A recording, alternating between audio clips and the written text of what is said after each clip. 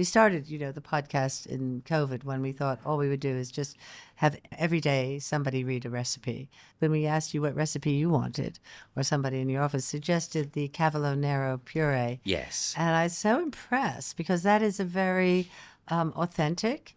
It's so seasonal that we only do it when the olive oil comes out in the very beginning, when the cavolo nero just is harvested. I like food that tastes of what it is. Yeah. That if you have amazing cavolo nero, gorgeous olive oil, nice pasta, garlic.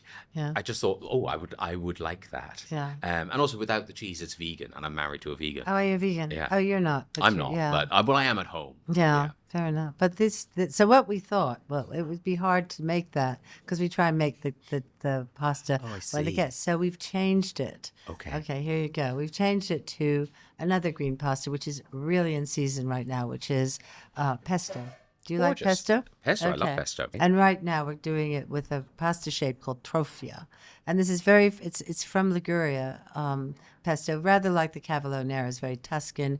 And in winter, pesto is from Liguria when the basil is very sun-drenched, it's grown on the hills going down to the sea. Yeah. And so it's very Ligurian, and we thought you could read that. Would you like to read it? I'll and give you it a can whirl. change it, and you can talk about it. You can do whatever you want to do with this recipe. Here we go. Trofie with pesto. Serve 6. Good number. 200 grams fresh basil leaves. 200 grams parmesan, freshly grated. 1 garlic clove, peeled. 75 grams pine nuts. 200 milliliters extra virgin olive oil. And 500 grams of Trofie pasta. For the pesto, I like how simple this is. Simple. For the pesto, put the basil leaves, parmesan, garlic, and pine nuts into a food processor, fitted with a sharp blade. Add the extra virgin olive oil and some sea salt and black pepper, and blitz together to make a smooth paste. Bring a large saucepan of salted water to the boil and cook the Trofie for about 12 minutes. Drain the pasta and return to the pan. Gently stir in the pesto, taste for seasoning, and serve with grated parmesan. Simple. Huh? So simple. And at home, do you cook? Or I does do. Your husband cook? I'm now vegan. I cook vegan. Though actually recently I've been let off the hook, and my husband is cooking because he's getting those ingredients delivered. Oh, good. That's a big, that's liberating. Yeah. And actually the food is delicious. Yeah. And it feels really fresh. It's fresh vegetables. It's fresh everything. And, easy to follow recipes.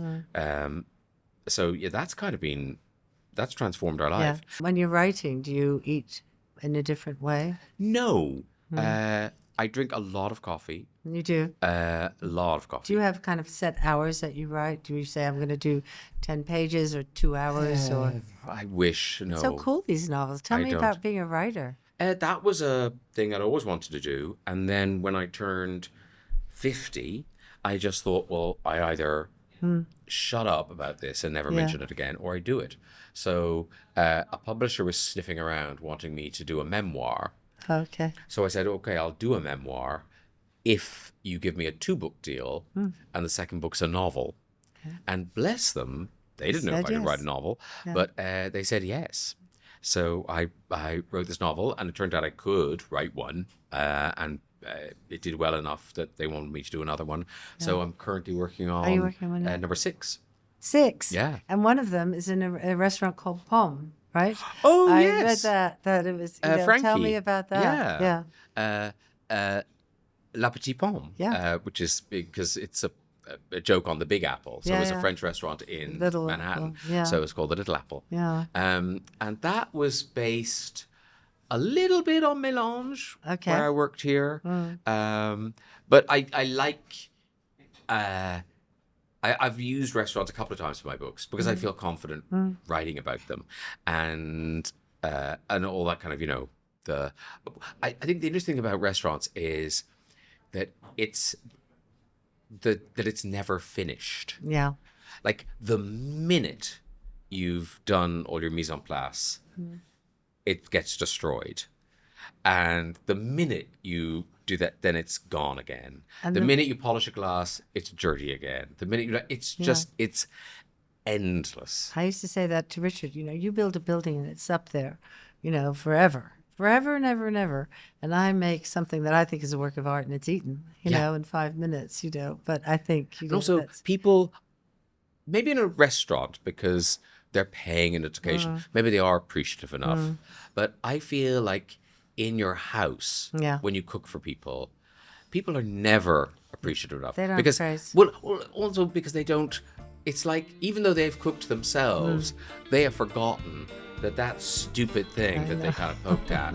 You were chopping for an hour. Yeah.